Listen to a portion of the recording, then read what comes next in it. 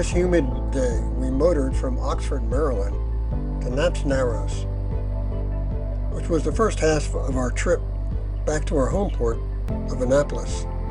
Earlier forecast of northeasterly winds faded away by the time we had to leave Oxford.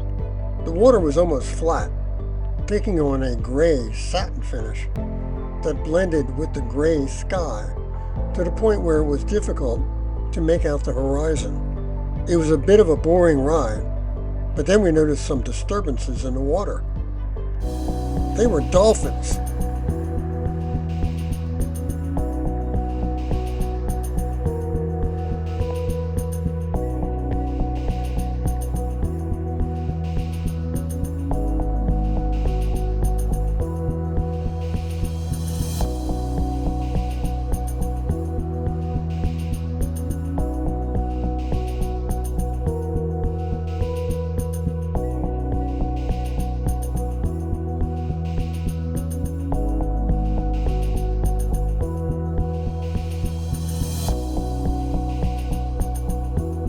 We ended up at the Knapp's Narrows Marina that has a floating dock on the canal just down from the Bascule Bridge.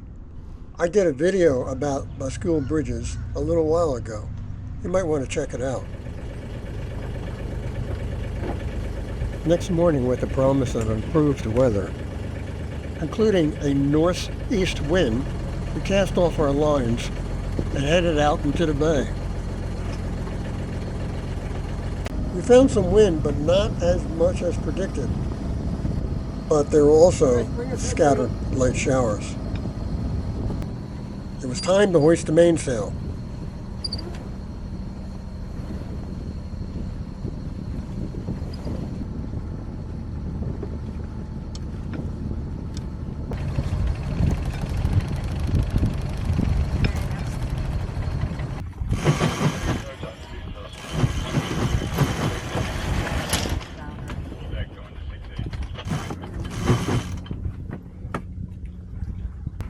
Well, it's a little wind.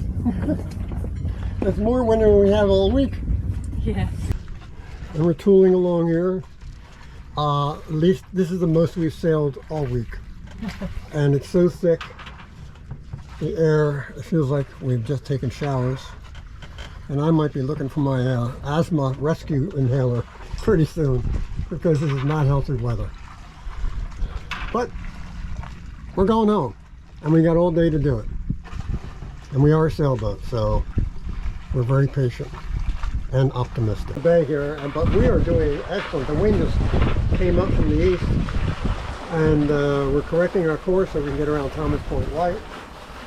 And it's still gray, as you can see, but it might be clearing a little bit. We're coming along here at 4 knots, which isn't bad, considering we're close hauled. And we're getting home, and it's the best sailing again that we have done all week. In fact, it's the only sailing we've done all week.